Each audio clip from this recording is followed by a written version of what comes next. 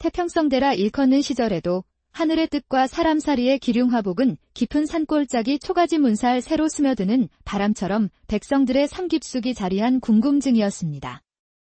지금부터 들려드릴 이야기는 조선 팔도 어느매 산수는 수려하나 가끔은 하늘이 무심했던 두매산골에서 시작됩니다. 이 마을 어귀에는 수백 년은 됨직한 늙은 쌀이나무 한 그루가 마치 마을의 수호신처럼 버티고 서 있었습니다. 그 아래 허름하다 못해 거의 누더기에 가까운 삼배옷을 걸친 노인 하나가 늘 자리하고 있었으니 그가 바로 60줄의 허생원이었습니다. 입성은 그러하나 퀭한 두 눈은 깊은 밤의 별처럼 형형하게 빛나 한번 마주친 사람은 그 예리함에 자신도 모르게 속마음을 들킨 듯 섬찟해지곤 했습니다. 허생원은 젊은 날 나라의 동량이 될 뻔한 출중한 인재였으나 권력의 덧없음과 인간 사회의 끝없는 욕망이 빚어내는 허망함을 뼈저리게 깨달은 후 스스로 모든 것을 내려놓고 바람처럼 떠돈 지 어언 30여 년. 그는 사람의 얼굴에서 운명의 길을 읽고 때로는 구름 한 점 없는 하늘에서 비구름의 기척을 느끼는 신통한 관상가였으나 정작 자신은 한 칸짜리 방도 없이 쌀이나무 그늘을 집 삼아 새벽 이슬을 겨우 피하며 살았습니다. 인근 고을의 부호나 권세 있는 양반들이 앞다투어 찾아와 후한 예물을 바치며 기륭을 물어도 허생원은 그저 덤덤히 때로는 귀찮다는 듯 손사래를 치기 일쑤였습니다. 그저 마음이 내킬 때면 지나가는 말처럼 툭 한마디 던지는 것이 전부였지요. 그 한마디가 어떤 이에게는 가뭄의 단비가 어떤 이에게는 마른 하늘의 날벼락이 되기도 했습니다. 같은 마을 얀막한 언덕배기에 홀로 외로이 선초가 한 채 그곳에는 복실이라는 처녀가 살았습니다. 복실이는 20을 갓 넘긴 나이였지만 그 말과 행동은 이제 막 말을 배우기 시작한 5-6살 아이처럼 천진했습니다. 항상 입가에는 실타래를 풀리듯 순박한 웃음이 걸려 있었고 무슨 좋은 일이라도 있는 양 노래를 흥얼거리며 때로는 나비처럼 팔랑팔랑 온 마을을 헤집고 다녔습니다. 노래는 가락도 의미도 알 수 없는 그저 아 하는 소리였지만 그 소리에는 이상하게도 듣는 이의 마음을 잠시나마 평화롭게 하는 묘한 힘이 있었습니다. 부모님은 복실이 어릴 적에 모두 돌아가시고 지금은 텅 빈 집에서 홀로 지냈습니다. 마을 사람들은 그런 복실이를 안쓰럽게 여겨 쯧쯧 저 딱한 것하고 혀를 차면서도 끼니 때가 되면 멀건죽 한 그릇이라도 슬며시 복실이네 부엌에 놓고 가곤 했습니다. 그런데 이 복실이에게는 범인들은 알지 못하는 기묘한 재주가 숨겨져 있었습니다. 바로 날씨를 귀신같이 알아맞히는 것이었지요. 쨍쨍한 여름날 복실이 문득 하늘을 보며 노래를 부르면 비야, 비야, 우리 논에 내려라. 우리 밭에 내려라. 그 이튿날에는 어김없이 먹구름이 몰려와 시원한 비를 뿌렸습니다. 장마가 지루하게 이어질 때면 복실이는 처마 밑에 쪼그리고 앉아 간절히 중얼거렸고 해야, 해야, 쨍쨍 떠올라. 우리 빨래 말리게. 그러면 신기하게도 다음 날이면 거짓말처럼 해가 방긋 얼굴을 내밀곤 했습니다.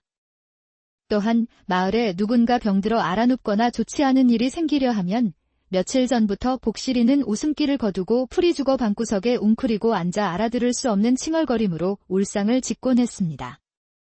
하지만 마을 사람들은 복실이의 이런 행동을 그저 철없는 아이의 투정이나 해괴한 몸짓으로 여길 뿐 그 깊은 뜻을 헤아리는 이는 아무도 없었습니다.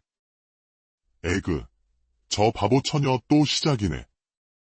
날씨가 저리 맑은데 비가 온다니 제정신이 아니지. 제가 뭘 알겠어? 그러던 어느 해였습니다. 봄이 오는가 싶더니 타는 듯한 가뭄이 온 세상을 뒤덮었습니다. 몇 달 동안 비 한 방울 구경하기 힘드니 애써 모내기한 논바닥은 마치 노인의 주름진 손등처럼 바짝 말라 거북이 등껍질처럼 쩍쩍 갈라졌습니다. 흙먼지만 푸석하게 날리는 밭에서는 채소들이 누렇게 타들어갔고 시냇물은 실개천처럼 가늘어졌으며 우물마저 바닥을 드러내 마실 물조차 구하기 힘든 지경에 이르렀습니다. 사람들의 얼굴에는 타 들어가는 논밭처럼 수심이 가득했고 밤이면 집집마다 깊은 한숨소리가 새어나왔습니다. 마을 어른들이 돼지머리를 놓고 정성껏 기우제를 올려보았지만 야속한 하늘은 끝내 굳게 입을 다문 채 비 한 방울 내려주지 않았습니다. 그 절망적인 날들이 이어지던 어느 날 오후 여느 때처럼 쌀이나무 아래에서 먼 산을 지그시 바라보며 상념에 잠겨있던 허생원의 귀에 복실이의 목소리가 신라처럼 들려왔습니다. 무라, 무라, 솟아라. 저기 커다란 바위 밑에 착한 샘물아, 어서 솟아나라. 모두 목마르다, 어서 나와라. 복실이는 마을 서쪽 끝, 아무도 찾지 않는 폐우물과 사람 키보다 훨씬 큰 검은 바위를 손가락으로 가리키며 연신 그렇게 노래하고 있었습니다. 그곳은 본래 우물이 있었으나 수십 년 전 물이 완전히 말라버린 후로는 잡초만 무성한 버려진 땅이었습니다. 동네 아이들은 그런 복실리를 애워싸고 놀려댔고, 바보 복실이. 바위 밑에서 물 나온단다. 깔깔깔. 지나가던 어른들은 못마땅한 눈길로 혀를 찼습니다. 쯧, 가뜩이나 감으로 쏙 타는데 저 계집애는 또 왜 저런다냐. 하지만 허생원의 눈빛은 달랐습니다. 그의 시선은 복실이의 티 없이 맑고 순수한 눈동자에 한참 머물렀습니다. 그 눈에는 두려움도, 욕심도, 세상의 때도 없이 오직 간절함만이 담겨 있었습니다. 허생원은 복실이가 가리키는 검은 바위 쪽 하늘을 유심히 살폈습니다. 오랜 수행으로 단련된 그의 눈에는 보통 사람들은 볼 수 없는 것이 보였습니다. 아주 미약하나마 푸르스름한 가 마른 하늘 한 구석에서 아지랑이처럼 피어올라 바위 쪽으로 가늘게 이어지는 것이었습니다. 저 아이는 정령 하늘에 숨겨진 뜻을 읽는 것인가? 아니면 그저 물 한 모금이 절실한 바보의 헛된 몸짓인가? 허나 저 눈빛, 저 기운. 범상치 않구나. 평소라면 그저 무심히 지나쳤을 허생원이었지만 이날따라 그의 발걸음은 자신도 모르게 복실이에게로 향했습니다. 그는 최대한 부드러운 목소리로 물었습니다. 복실아, 거기서 무엇을 하고 있느냐? 왜 그런 노래를 부르고 있는 것이냐? 복실이는 고개를 돌려 허생원을 보더니 마치 친할아버지를 만난 듯 해맑게 배시시 웃었습니다. 그리고는 여전히 검은 바위를 가리키며 아이처럼 순진하게, 그러나 분명한 어조로 말했습니다. 할아버지, 저기요. 저기 바위 밑에요. 물이 숨어서 엉엉 울고 있어요. 너무너무 답답하다고 어서 꺼내달라고 저한테 자꾸자꾸 말해요. 그 순간 허생원은 마치 머리에 차가운 물벼락이라도 맞은 듯 정신이 번쩍 들었습니다. 그는 무릎을 탁 치며 외쳤습니다. 옳거니.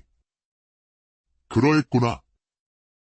저 아이의 더없이 순수하고 맑은 영혼이 땅속 깊은 곳, 미약하게나마 살아 숨쉬는 물의 기운을 느끼고 있는 것이로구나. 보통 사람의 혼탁한 눈과 귀로는 감지할 수 없는 천지의 소리를 듣고 있는 게야. 허생원은 한시도 지체할 수 없다는 듯 곧장 마을 이장을 찾아갔습니다. 이장은 마당가에 앉아 타들어가는 하늘만 멍하니 바라보고 있었습니다.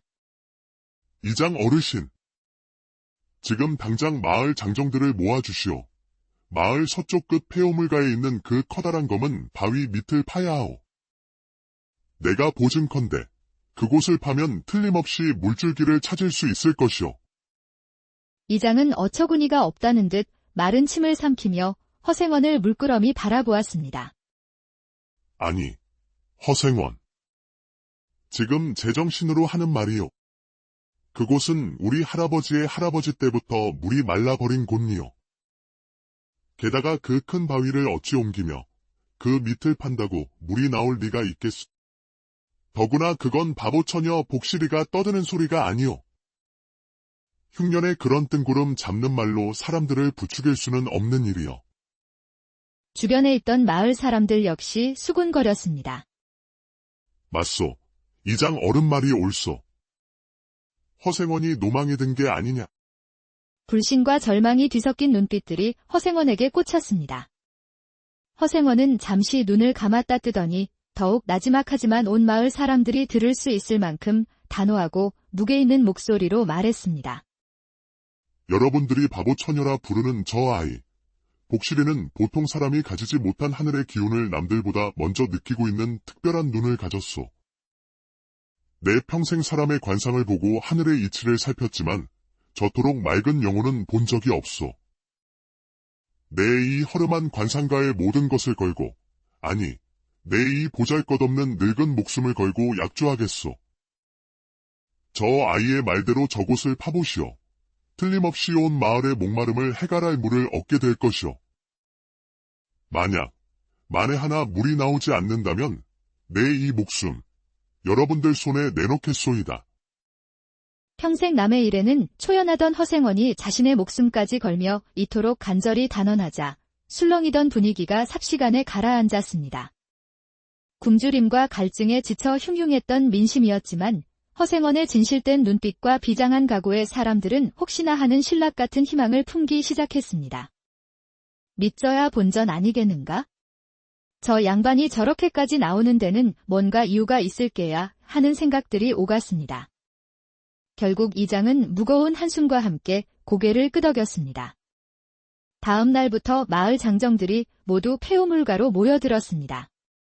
땅은 햇볕에 바싹 말라 돌덩이처럼 단단했고 거대한 검은 바위는 마치 땅속 깊이 뿌리라도 내린 듯 꿈쩍도 하지 않았습니다.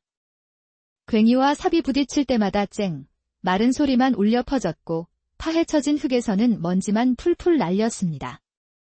하루가 지나고 이틀이 지나고 사흘이 지나도록 물 한 방울 비치지 않자 사람들의 얼굴에는 다시 절망과 원망의 빛이 떠오르기 시작했습니다. 에이, 내가 뭘 했어? 애초에 저거지 노인네와 바보 계집의 말을 믿는 게 아니었다니까. 헛고생만 하고 이게 다 무슨 꼴이람. 기운만 다 빠졌네. 그려. 원망의 화살은 묵묵히 한쪽에서 상황을 지켜보던 허생원에게로 향했습니다. 그러나 허생원은 동요하지 않고 다시 한번 복실이가 가리켰던 지점을 눈으로 꼼꼼히 살핀 후 바위의 한 귀퉁이를 짚으며 침착하게 말했습니다. 여러분, 조금만 더 힘을 내주시오. 거의 다 된 듯하오. 바로 저곳을 조금만 더 파보시오. 바로 그때였습니다. 허생원이 짚어준 곳을 한장정이 마지막 힘을 다해 곡괭이로 내리찍자 푸석하는 둔탁한 소리와 함께 젖은 흙덩이가 튀어올랐습니다. 일순간 모든 소리가 멎고 사람들의 시선이 그곳으로 집중되었습니다. 곧이어 마른 바위 틈에서 마치 부끄러운 듯 졸졸졸 아주 가느다란 물줄기가 이슬처럼 새어나오기 시작했습니다. 사람들은 숨을 죽였습니다. 가느다란 물줄기는 점차 생명력을 얻은 듯 조금씩 굵어졌고 이내 맑고 시원한 샘물이 콸콸 소리를 내며 땅 위로 힘차게 솟아오르기 시작했습니다. 물이다. 물이 솟는다. 진짜로 물이 솟아오른다. 하늘이 우리를 버리지 않으셨어. 마을은 순식간에 터져나오는 환호성과 기쁨의 눈물로 가득 찼습니다. 사람들은 너나 할 것 없이 샘물로 달려들어 두 손으로 물을 받아 벌컥벌컥 마셨고 타 들어가던 얼굴과 몸을 적시며 가뭄의 고통을 씻어냈습니다. 아이들은 물장구를 치며 뛰놀았고 노인들은 감격에 겨워 서로 부둥켜 안았습니다. 말라 죽어가던 논과 밭의 곡식들도 이 생명수 덕분에 다시 푸른 생기를 되찾을 수 있게 되었습니다. 그제야 사람들은 복실리와 허생원을 경외와 존경이 뒤섞인 눈으로 바라보기 시작했습니다. 복실이는 더 이상 바보 처녀가 아니었습니다. 사람들은 복실이를 하늘이 내린 아이, 마을을 살린 귀한 딸이라 부르며 아끼고 귀하게 대접했습니다. 허생원은 새로 솟아난 샘물이 쉼없이 흘러 작은 개울을 이루는 것을 바라보며 얼굴 가득 잔잔한 미소를 지었습니다. 그렇지. 세상 모든 이치는 눈에 보이는 것이 전부가 아니거늘. 권력도, 재물도, 지식도 아닌 저토록 티 없이 맑고 순수한 영혼이야말로 이따금 하늘의 깊은 비밀을 엿볼 수 있는 법이지. 복실이, 저 아이가 바로 그 증표로구나. 허생원은 여전히 쌀이나무 아래에서 조용히 세상을 관조하며 살았지만 이제 마을 사람들은 그를 단순한 거지 관상가가 아닌 깊은 지혜를 가진 현자로 존경하게 되었습니다. 그 후로도 복실이는 때때로 알 수 없는 노래나 몸짓으로 마을의 기륭화복을 미리 알려주었고 허생원은 그런 복실이의 순수한 말을 하늘의 뜻으로 풀어내어 마을 사람들에게 삶의 지혜를 나누어 주었다고 합니다. 천기를 꿰뚫어보는 눈을 가졌으나 스스로를 낮춘 거지 관상가와 세상 물정 모르는 바보로 불렸으나 실은 하늘과 교감하는 기묘한 재주를 가진 처녀. 이 두 사람의 이야기는 메마르고 각박한 세상의 단비처럼 내려져 오랫동안 사람들의 입에서 입으로 전해지며 눈에 보이는 것만이 전부가 아니며 진실된 마음과 순수한 영혼의 가치가 얼마나 귀한 것인지를 일깨워주는 따뜻한 교훈으로 태평성대라 일컫는 시절에도 하늘의 뜻과 사람살이의 기륭화복은 깊은 산골짜기 초가지 문살 새로 스며드는 바람처럼 백성들의 삶 깊숙이 자리한 궁금증이었습니다. 지금부터 들려드릴 이야기는 조선 팔도 어느매, 산수는 수려하나 가끔은 하늘이 무심했던 두매산골에서 시작됩니다. 이 마을 어귀에는 수백 년은 됨직한 늙은 쌀이나무 한 그루가 마치 마을의 수호신처럼 버티고 서 있었습니다. 그 아래 허름하다 못해 거의 누더기에 가까운 삼배옷을 걸친 노인 하나가 늘 자리하고 있었으니 그가 바로 60줄의 허생원이었습니다. 입성은 그러하나 퀭한 두 눈은 깊은 밤의 별처럼 형형하게 빛나 한 번 마주친 사람은 그 예리함에 자신도 모르게 속마음을 들킨 듯 섬찟해지곤 했습니다. 허생원은 젊은 날 나라의 동량이 될 뻔한 출중한 인재였으나 권력의 덧없음과 인간 사회의 끝없는 욕망이 빚어내는 허망함을 뼈저리게 깨달은 후 스스로 모든 것을 내려놓고 바람처럼 떠돈 지 어언 30여 년. 그는 사람의 얼굴에서 운명의 길을 읽고 때로는 구름 한 점 없는 하늘에서 비구름의 기척을 느끼는 신통한 관상가였으나 정작 자신은 한 칸짜리 방도 없이 쌀이나무 그늘을 집 삼아 새벽 이슬을 겨우 피하며 살았습니다. 인근 고을의 부호나 권세 있는 양반들이 앞다투어 찾아와 후한 예물을 바치며 기륭을 물어도 허생원은 그저 덤덤히 때로는 귀찮다는 듯 손사래를 치기 일쑤였습니다. 그저 마음이 내킬 때면 지나가는 말처럼 툭 한마디 던지는 것이 전부였지요. 그 한마디가 어떤 이에게는 가뭄의 단비가, 어떤 이에게는 마른 하늘의 날벼락이 되기도 했습니다. 같은 마을 얀막한 언덕배기에 홀로 외로이 선초가 한 채 그곳에는 복실이라는 처녀가 살았습니다. 복실이는 20을 갓 넘긴 나이였지만 그 말과 행동은 이제 막 말을 배우기 시작한 5살 아이처럼 천진했습니다. 항상 입가에는 실타래를 풀리듯 순박한 웃음이 걸려 있었고 무슨 좋은 일이라도 있는 양 노래를 흥얼거리며 때로는 나비처럼 팔랑팔랑 온 마을을 헤집고 다녔습니다. 노래는 가락도 의미도 알 수 없는 그저 아 하는 소리였지만 그 소리에는 이상하게도 듣는 이의 마음을 잠시나마 평화롭게 하는 묘한 힘이 있었습니다. 부모님은 복실이 어릴 적에 모두 돌아가시고 지금은 텅 빈 집에서 홀로 지냈습니다.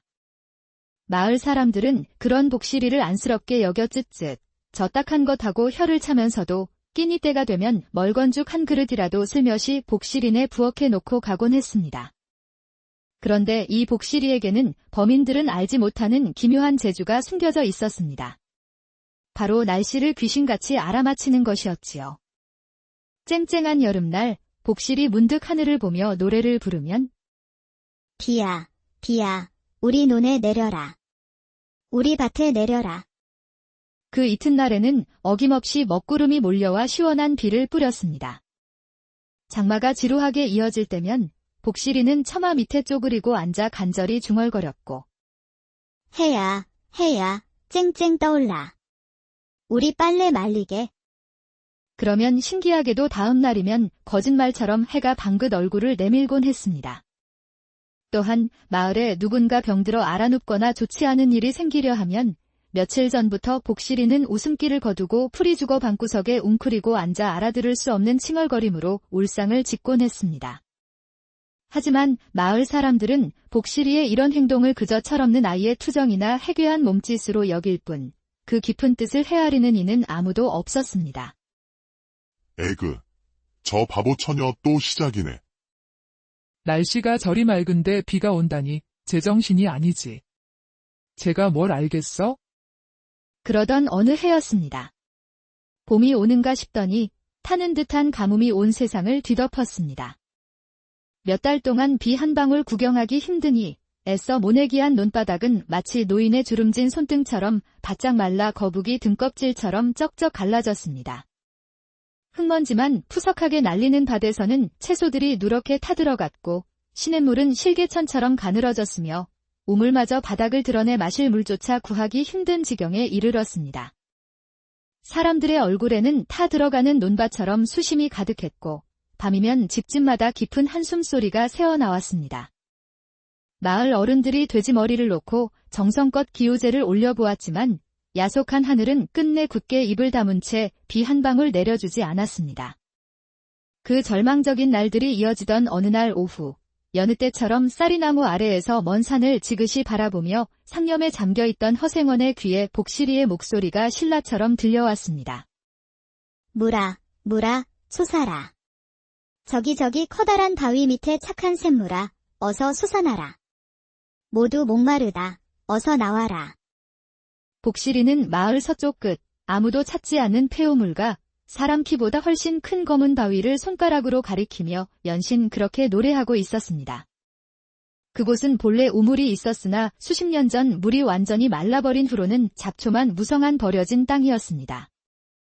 동네 아이들은 그런 복실리를 애워싸고 놀려댔고 바보 복실이. 바위 밑에서 물 나온단다.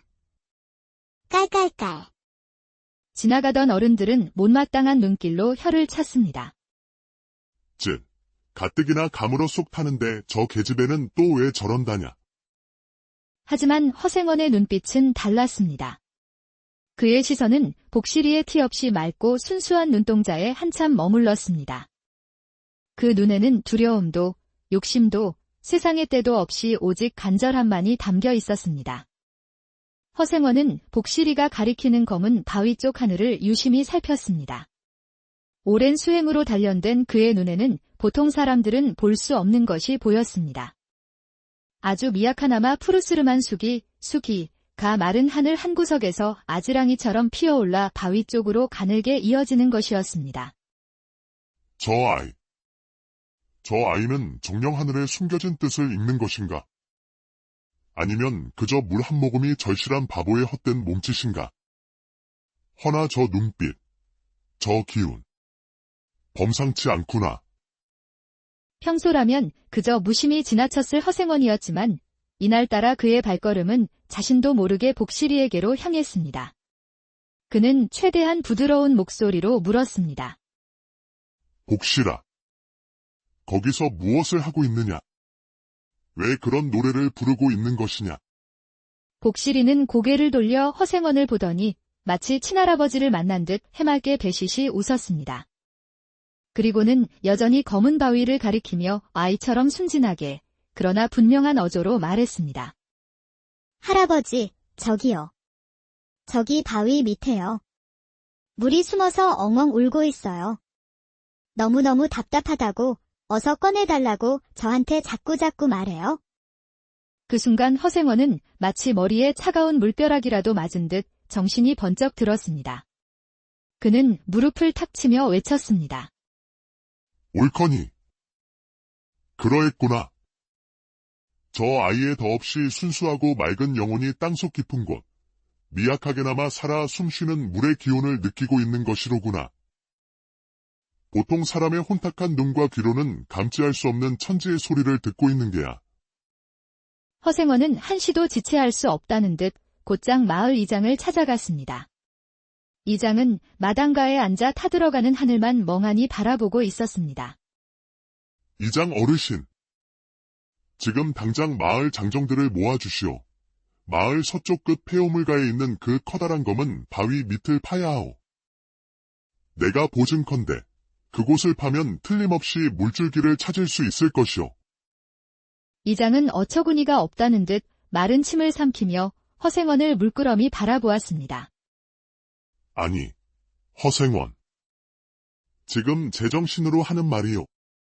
그곳은 우리 할아버지의 할아버지 때부터 물이 말라버린 곳이오. 게다가 그 큰 바위를 어찌 옮기며 그 밑을 판다고 물이 나올 리가 있겠소. 더구나 그건 바보처녀 복실이가 떠드는 소리가 아니오. 흉년에 그런 뜬구름 잡는 말로 사람들을 부추길 수는 없는 일이오.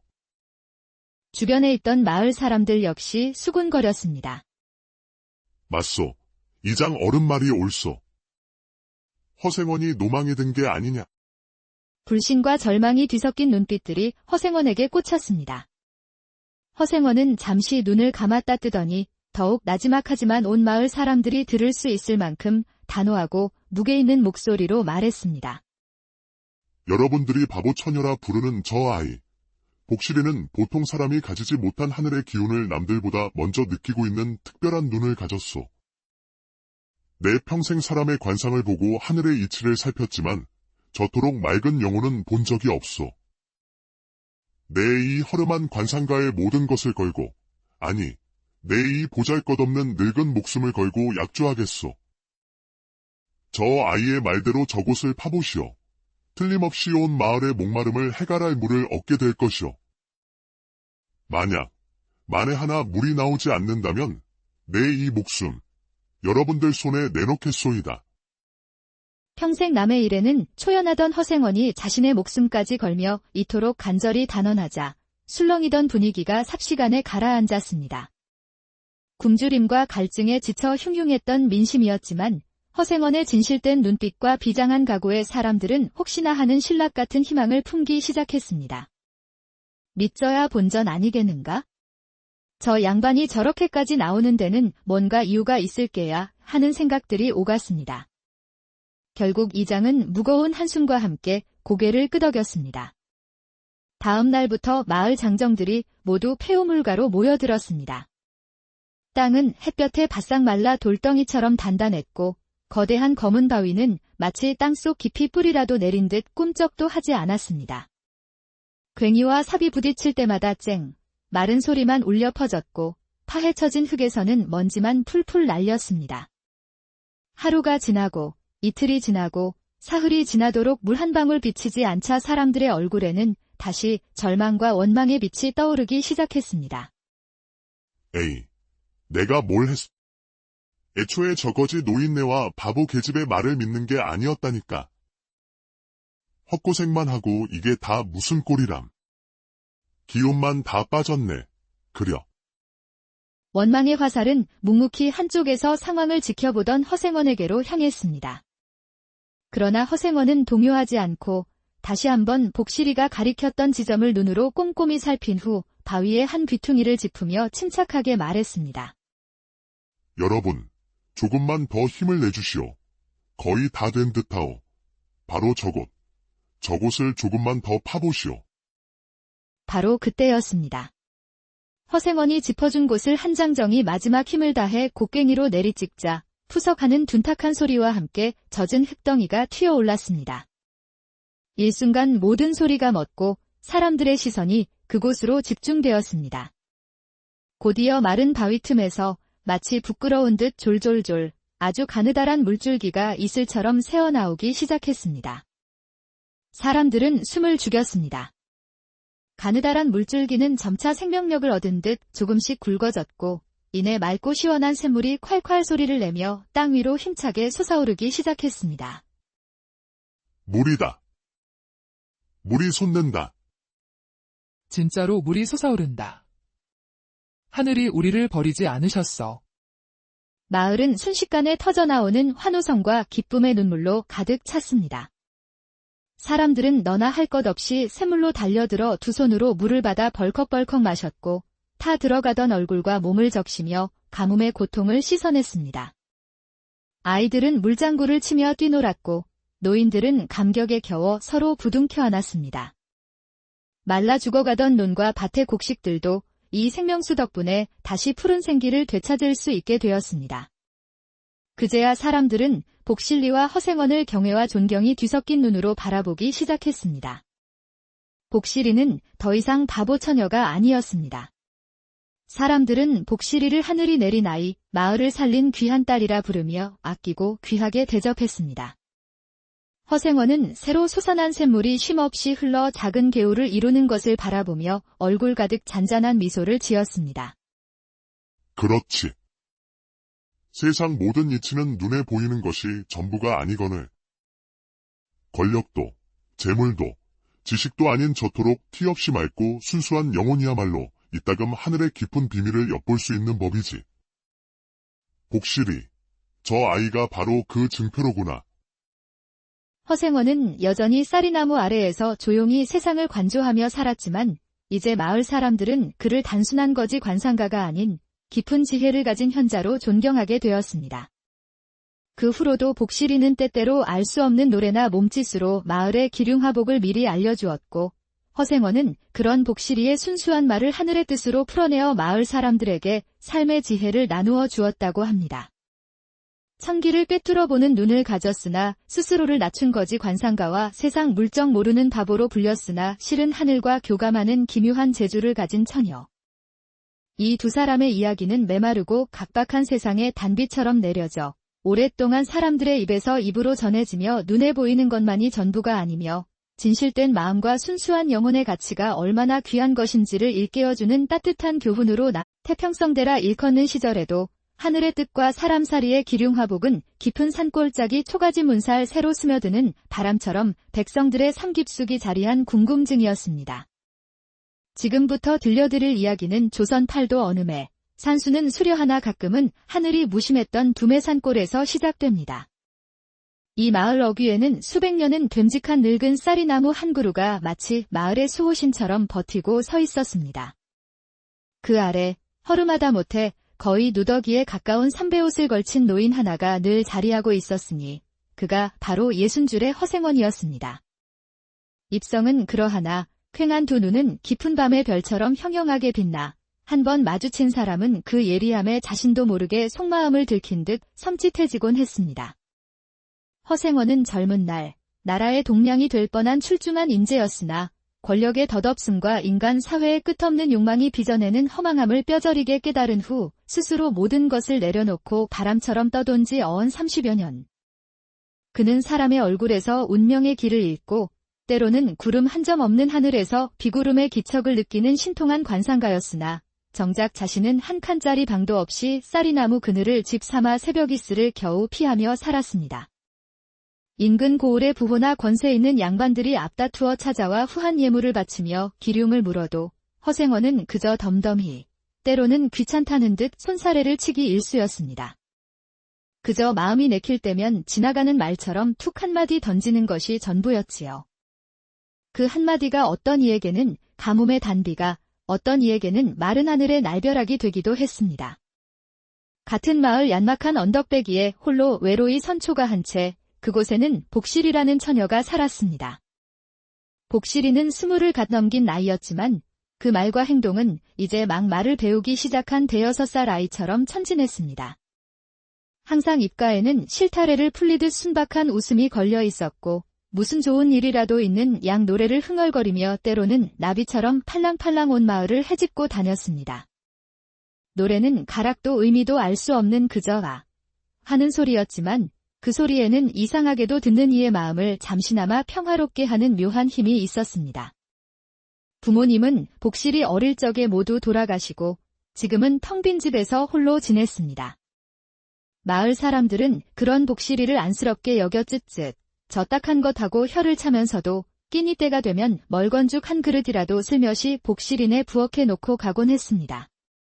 그런데 이 복실이에게는 범인들은 알지 못하는 기묘한 재주가 숨겨져 있었습니다. 바로 날씨를 귀신같이 알아맞히는 것이었지요. 쨍쨍한 여름날 복실이 문득 하늘을 보며 노래를 부르면 비야, 비야, 우리 논에 내려라. 우리 밭에 내려라. 그 이튿날에는 어김없이 먹구름이 몰려와 시원한 비를 뿌렸습니다. 장마가 지루하게 이어질 때면 복실이는 처마 밑에 쪼그리고 앉아 간절히 중얼거렸고 해야, 해야, 쨍쨍 떠올라. 우리 빨래 말리게. 그러면 신기하게도 다음 날이면 거짓말처럼 해가 방긋 얼굴을 내밀곤 했습니다. 또한 마을에 누군가 병들어 알아눕거나 좋지 않은 일이 생기려 하면 며칠 전부터 복실이는 웃음기를 거두고 풀이 죽어 방구석에 웅크리고 앉아 알아들을 수 없는 칭얼거림으로 울상을 짓곤 했습니다. 하지만 마을 사람들은 복실이의 이런 행동을 그저 철없는 아이의 투정이나 해괴한 몸짓으로 여길 뿐 그 깊은 뜻을 헤아리는 이는 아무도 없었습니다. 에그, 저 바보 처녀 또 시작이네. 날씨가 저리 맑은데 비가 온다니 제정신이 아니지. 제가 뭘 알겠어? 그러던 어느 해였습니다. 봄이 오는가 싶더니 타는 듯한 가뭄이 온 세상을 뒤덮었습니다. 몇 달 동안 비 한 방울 구경하기 힘드니 애써 모내기한 논바닥은 마치 노인의 주름진 손등처럼 바짝 말라 거북이 등껍질처럼 쩍쩍 갈라졌습니다. 흙먼지만 푸석하게 날리는 밭에서는 채소들이 누렇게 타들어갔고 시냇물은 실개천처럼 가늘어졌으며 우물마저 바닥을 드러내 마실 물조차 구하기 힘든 지경에 이르렀습니다. 사람들의 얼굴에는 타 들어가는 논밭처럼 수심이 가득했고 밤이면 집집마다 깊은 한숨소리가 새어나왔습니다. 마을 어른들이 돼지머리를 놓고 정성껏 기우제를 올려보았지만 야속한 하늘은 끝내 굳게 입을 다문 채 비 한 방울 내려주지 않았습니다. 그 절망적인 날들이 이어지던 어느 날 오후, 여느 때처럼 쌀이나무 아래에서 먼 산을 지그시 바라보며 상념에 잠겨있던 허생원의 귀에 복실이의 목소리가 신라처럼 들려왔습니다. 무라, 솟아라. 저기 커다란 바위 밑에 착한 샘물아, 어서 솟아나라. 모두 목마르다, 어서 나와라. 복실이는 마을 서쪽 끝, 아무도 찾지 않는 폐우물과 사람 키보다 훨씬 큰 검은 바위를 손가락으로 가리키며 연신 그렇게 노래하고 있었습니다. 그곳은 본래 우물이 있었으나 수십 년 전 물이 완전히 말라버린 후로는 잡초만 무성한 버려진 땅이었습니다. 동네 아이들은 그런 복실이를 애워싸고 놀려댔고 바보 복실이. 바위 밑에서 물 나온단다. 깔깔깔. 지나가던 어른들은 못마땅한 눈길로 혀를 찼습니다. 즉, 가뜩이나 감으로 쏙 타는데 저 계집애는 또 왜 저런다냐. 하지만 허생원의 눈빛은 달랐습니다. 그의 시선은 복실이의 티 없이 맑고 순수한 눈동자에 한참 머물렀습니다. 그 눈에는 두려움도 욕심도 세상의 때도 없이 오직 간절함만이 담겨 있었습니다. 허생원은 복실이가 가리키는 검은 바위 쪽 하늘을 유심히 살폈습니다. 오랜 수행으로 단련된 그의 눈에는 보통 사람들은 볼 수 없는 것이 보였습니다. 아주 미약하나마 푸르스름한 가 마른 하늘 한 구석에서 아지랑이처럼 피어올라 바위 쪽으로 가늘게 이어지는 것이었습니다. 저 아이는 정령 하늘에 숨겨진 뜻을 읽는 것인가? 아니면 그저 물 한 모금이 절실한 바보의 헛된 몸짓인가? 허나 저 눈빛, 저 기운. 범상치 않구나. 평소라면 그저 무심히 지나쳤을 허생원이었지만 이날따라 그의 발걸음은 자신도 모르게 복실이에게로 향했습니다. 그는 최대한 부드러운 목소리로 물었습니다. 복실아, 거기서 무엇을 하고 있느냐? 왜 그런 노래를 부르고 있는 것이냐? 복실이는 고개를 돌려 허생원을 보더니 마치 친할아버지를 만난 듯 해맑게 배시시 웃었습니다. 그리고는 여전히 검은 바위를 가리키며 아이처럼 순진하게 그러나 분명한 어조로 말했습니다. 할아버지, 저기요. 저기 바위 밑에요. 물이 숨어서 엉엉 울고 있어요. 너무너무 답답하다고 어서 꺼내달라고 저한테 자꾸자꾸 말해요. 그 순간 허생원은 마치 머리에 차가운 물벼락이라도 맞은 듯 정신이 번쩍 들었습니다. 그는 무릎을 탁 치며 외쳤습니다. 옳거니. 그러했구나. 저 아이의 더없이 순수하고 맑은 영혼이 땅속 깊은 곳, 미약하게나마 살아 숨쉬는 물의 기운을 느끼고 있는 것이로구나. 보통 사람의 혼탁한 눈과 귀로는 감지할 수 없는 천지의 소리를 듣고 있는 게야. 허생원은 한시도 지체할 수 없다는 듯 곧장 마을 이장을 찾아갔습니다. 이장은 마당가에 앉아 타들어가는 하늘만 멍하니 바라보고 있었습니다. 이장 어르신.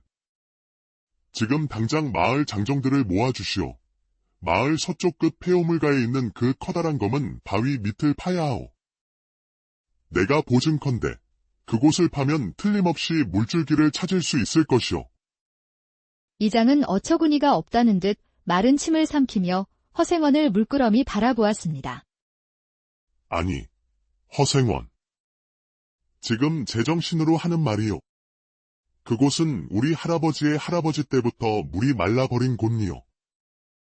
게다가 그 큰 바위를 어찌 옮기며 그 밑을 판다고 물이 나올 리가 있겠소.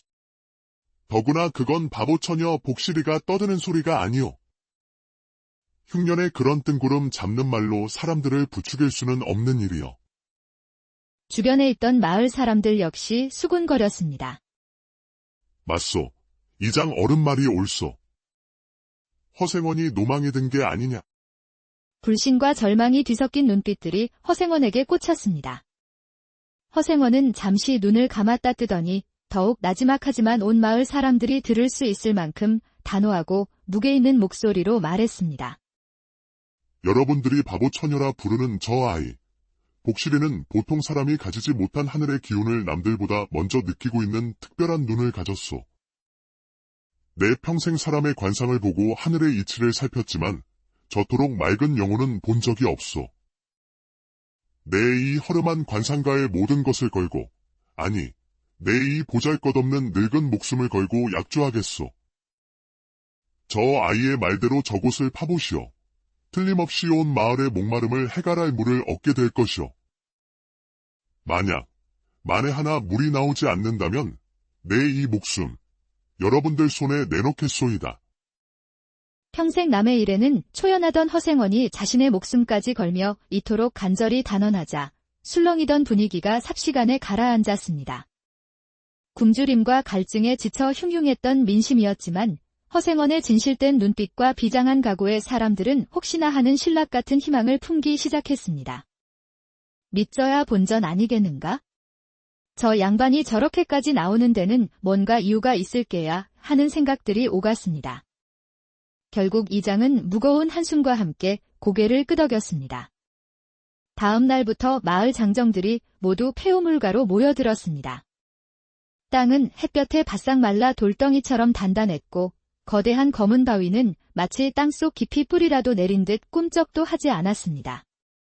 괭이와 삽이 부딪힐 때마다 마른 소리만 울려 퍼졌고 파헤쳐진 흙에서는 먼지만 풀풀 날렸습니다. 하루가 지나고 이틀이 지나고 사흘이 지나도록 물 한 방울 비치지 않자 사람들의 얼굴에는 다시 절망과 원망의 빛이 떠오르기 시작했습니다. 에이, 내가 뭘 했어? 애초에 저거지 노인네와 바보 계집의 말을 믿는 게 아니었다니까. 헛고생만 하고 이게 다 무슨 꼴이람. 기운만 다 빠졌네. 그려. 원망의 화살은 묵묵히 한쪽에서 상황을 지켜보던 허생원에게로 향했습니다. 그러나 허생원은 동요하지 않고 다시 한번 복실이가 가리켰던 지점을 눈으로 꼼꼼히 살핀 후 바위의 한 귀퉁이를 짚으며 침착하게 말했습니다. 여러분, 조금만 더 힘을 내주시오. 거의 다 된 듯하오. 바로 저곳을 조금만 더 파보시오. 바로 그때였습니다. 허생원이 짚어준 곳을 한장정이 마지막 힘을 다해 곡괭이로 내리찍자 푸석하는 둔탁한 소리와 함께 젖은 흙덩이가 튀어올랐습니다. 일순간 모든 소리가 멎고 사람들의 시선이 그곳으로 집중되었습니다. 곧이어 마른 바위 틈에서 마치 부끄러운 듯 졸졸졸 아주 가느다란 물줄기가 이슬처럼 새어나오기 시작했습니다. 사람들은 숨을 죽였습니다. 가느다란 물줄기는 점차 생명력을 얻은 듯 조금씩 굵어졌고 이내 맑고 시원한 샘물이 콸콸 소리를 내며 땅 위로 힘차게 솟아오르기 시작했습니다. 물이다. 물이 솟는다. 진짜로 물이 솟아오른다. 하늘이 우리를 버리지 않으셨어. 마을은 순식간에 터져나오는 환호성과 기쁨의 눈물로 가득 찼습니다. 사람들은 너나 할 것 없이 샘물로 달려들어 두 손으로 물을 받아 벌컥벌컥 마셨고 타 들어가던 얼굴과 몸을 적시며 가뭄의 고통을 씻어냈습니다. 아이들은 물장구를 치며 뛰놀았고 노인들은 감격에 겨워 서로 부둥켜 안았습니다. 말라 죽어가던 논과 밭의 곡식들도 이 생명수 덕분에 다시 푸른 생기를 되찾을 수 있게 되었습니다. 그제야 사람들은 복실리와 허생원을 경외와 존경이 뒤섞인 눈으로 바라보기 시작했습니다. 복실이는 더 이상 바보 처녀가 아니었습니다. 사람들은 복실이를 하늘이 내린 아이, 마을을 살린 귀한 딸이라 부르며 아끼고 귀하게 대접했습니다. 허생원은 새로 솟아난 샘물이 쉼없이 흘러 작은 개울을 이루는 것을 바라보며 얼굴 가득 잔잔한 미소를 지었습니다. 그렇지. 세상 모든 이치는 눈에 보이는 것이 전부가 아니거늘. 권력도, 재물도, 지식도 아닌 저토록 티 없이 맑고 순수한 영혼이야말로 이따금 하늘의 깊은 비밀을 엿볼 수 있는 법이지. 복실이, 저 아이가 바로 그 증표로구나. 허생원은 여전히 쌀이나무 아래에서 조용히 세상을 관조하며 살았지만 이제 마을 사람들은 그를 단순한 거지 관상가가 아닌 깊은 지혜를 가진 현자로 존경하게 되었습니다. 그 후로도 복실이는 때때로 알 수 없는 노래나 몸짓으로 마을의 기륭화복을 미리 알려주었고 허생원은 그런 복실이의 순수한 말을 하늘의 뜻으로 풀어내어 마을 사람들에게 삶의 지혜를 나누어 주었다고 합니다. 천기를 꿰뚫어보는 눈을 가졌으나 스스로를 낮춘 거지 관상가와 세상 물정 모르는 바보로 불렸으나 실은 하늘과 교감하는 기묘한 재주를 가진 처녀. 이 두 사람의 이야기는 메마르고 각박한 세상의 단비처럼 내려져 오랫동안 사람들의 입에서 입으로 전해지며 눈에 보이는 것만이 전부가 아니며 진실된 마음과 순수한 영혼의 가치가 얼마나 귀한 것인지를 일깨워주는 따뜻한 교훈으로 태평성대라 일컫는 시절에도 하늘의 뜻과 사람살이의 기륭화복은 깊은 산골짜기 초가지 문살 새로 스며드는 바람처럼 백성들의 삶 깊숙이 자리한 궁금증이었습니다. 지금부터 들려드릴 이야기는 조선 팔도 어느 해 산수는 수려하나 가끔은 하늘이 무심했던 두매 산골에서 시작됩니다. 이 마을 어귀에는 수백 년은 됨직한 늙은 쌀이나무 한 그루가 마치 마을의 수호신처럼 버티고 서 있었습니다. 그 아래 허름하다 못해 거의 누더기에 가까운 삼배옷을 걸친 노인 하나가 늘 자리하고 있었으니 그가 바로 예순줄의 허생원이었습니다. 입성은 그러하나 퀭한 두 눈은 깊은 밤의 별처럼 형형하게 빛나 한 번 마주친 사람은 그 예리함에 자신도 모르게 속마음을 들킨 듯 섬찟해지곤 했습니다. 허생원은 젊은 날 나라의 동량이 될 뻔한 출중한 인재였으나 권력의 덧없음과 인간 사회의 끝없는 욕망이 빚어내는 허망함을 뼈저리게 깨달은 후 스스로 모든 것을 내려놓고 바람처럼 떠돈 지 어언 30여 년. 그는 사람의 얼굴에서 운명의 길을 잃고 때로는 구름 한 점 없는 하늘에서 비구름의 기척을 느끼는 신통한 관상가였으나 정작 자신은 한 칸짜리 방도 없이 쌀이나무 그늘을 집 삼아 새벽 이슬을 겨우 피하며 살았습니다.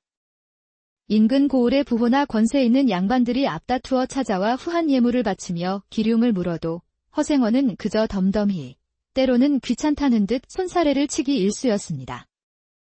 그저 마음이 내킬 때면 지나가는 말처럼 툭 한마디 던지는 것이 전부였지요.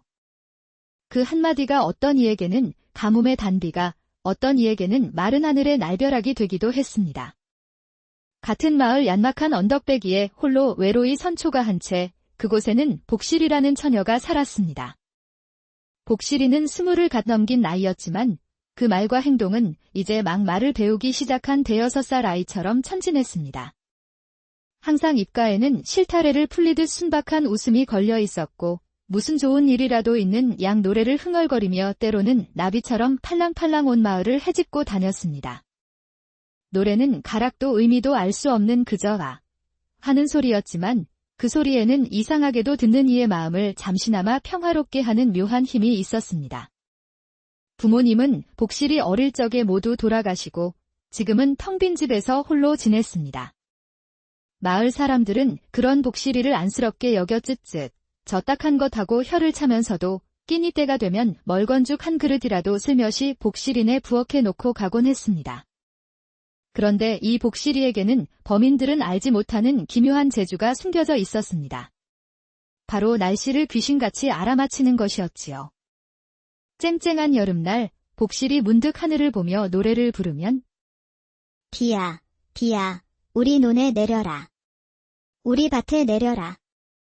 그 이튿날에는 어김없이 먹구름이 몰려와 시원한 비를 뿌렸습니다. 장마가 지루하게 이어질 때면 복실이는 처마 밑에 쪼그리고 앉아 간절히 중얼거렸고 해야, 해야, 쨍쨍 떠올라. 우리 빨래 말리게.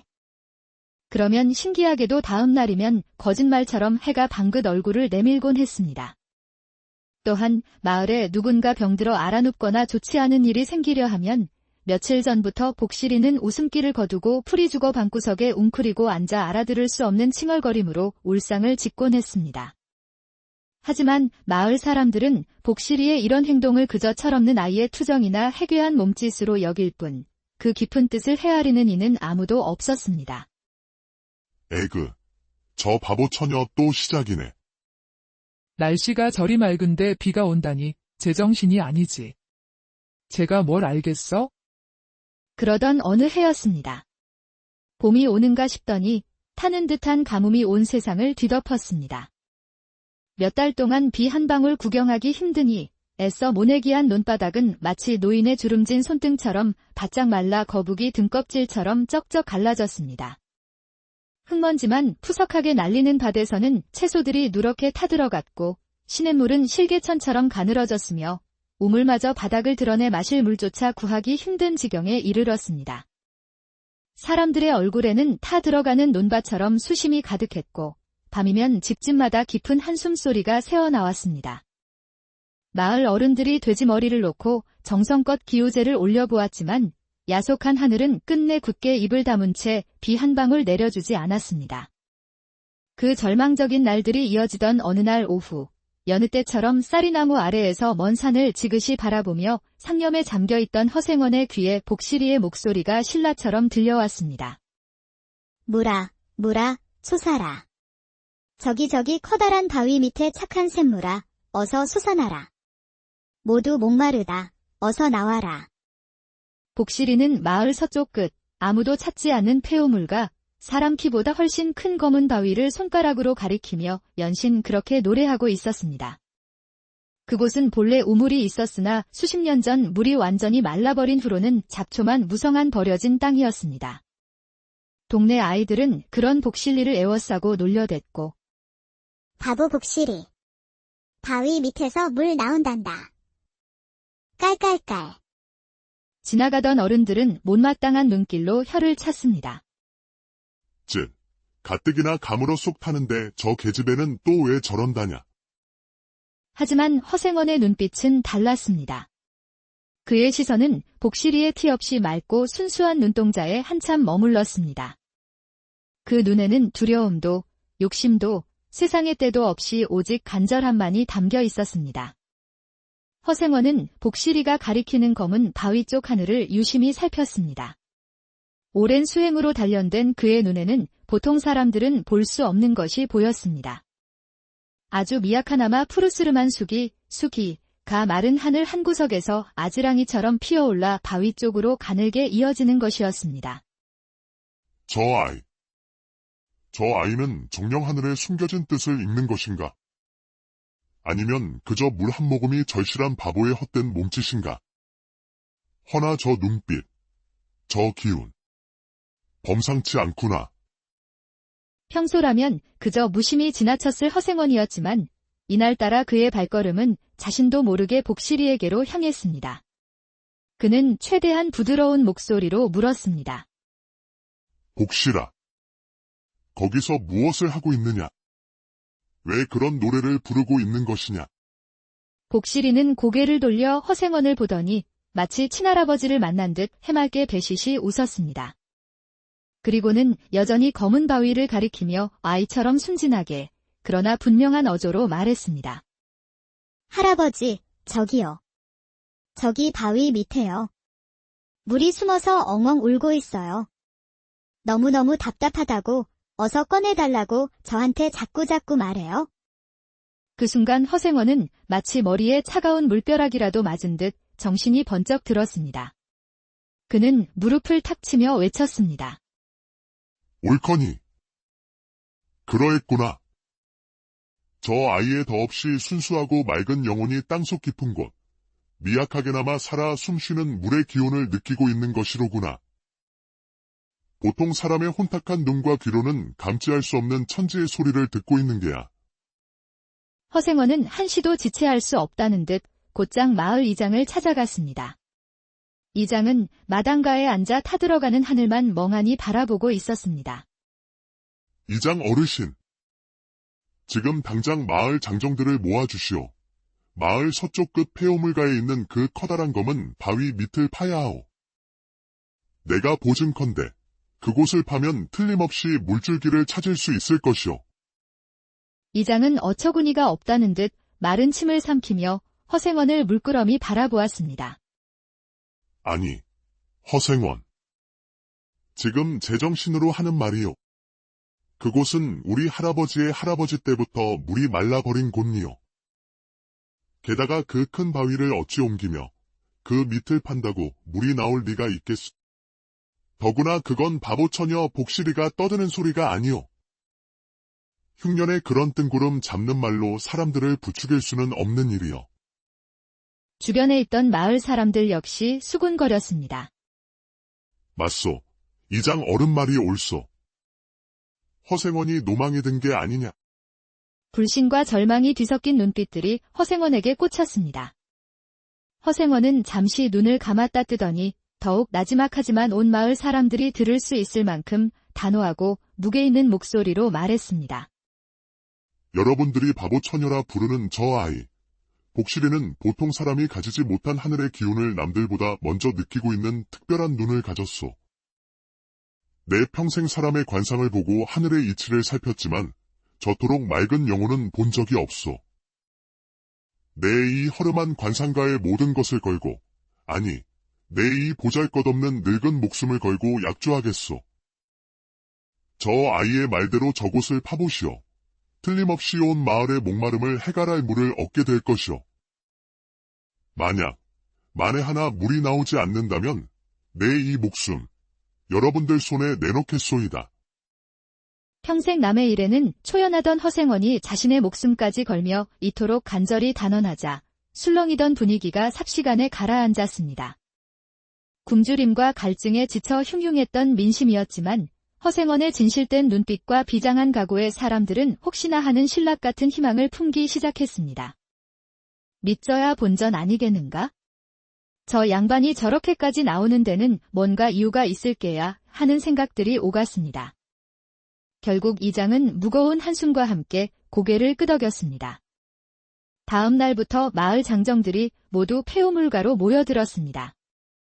땅은 햇볕에 바싹 말라 돌덩이처럼 단단했고 거대한 검은 바위는 마치 땅속 깊이 뿌리라도 내린 듯 꿈쩍도 하지 않았습니다.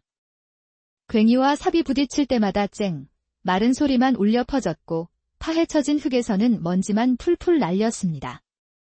하루가 지나고 이틀이 지나고 사흘이 지나도록 물 한 방울 비치지 않자 사람들의 얼굴에는 다시 절망과 원망의 빛이 떠오르기 시작했습니다.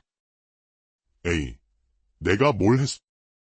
애초에 저거지 노인네와 바보 계집의 말을 믿는 게 아니었다니까. 헛고생만 하고 이게 다 무슨 꼴이람. 기운만 다 빠졌네. 그려. 원망의 화살은 묵묵히 한쪽에서 상황을 지켜보던 허생원에게로 향했습니다.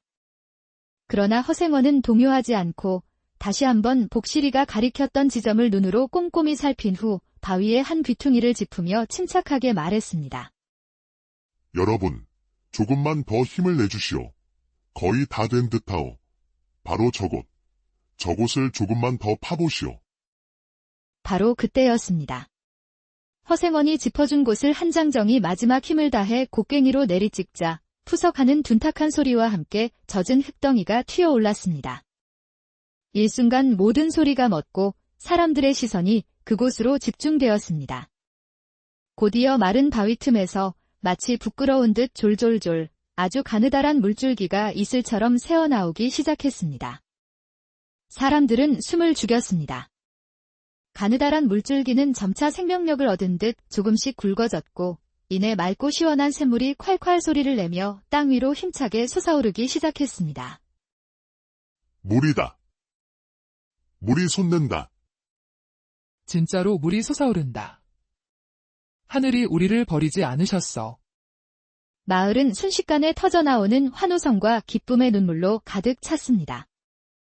사람들은 너나 할 것 없이 샘물로 달려들어 두 손으로 물을 받아 벌컥벌컥 마셨고 타 들어가던 얼굴과 몸을 적시며 가뭄의 고통을 씻어냈습니다.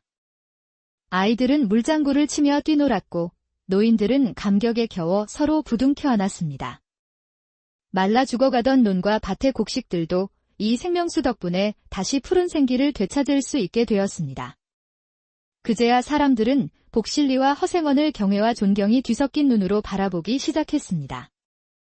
복실이는 더 이상 바보 처녀가 아니었습니다.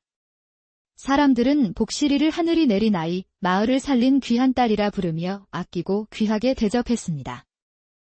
허생원은 새로 솟아난 샘물이 쉼없이 흘러 작은 개울을 이루는 것을 바라보며 얼굴 가득 잔잔한 미소를 지었습니다. 그렇지. 세상 모든 이치는 눈에 보이는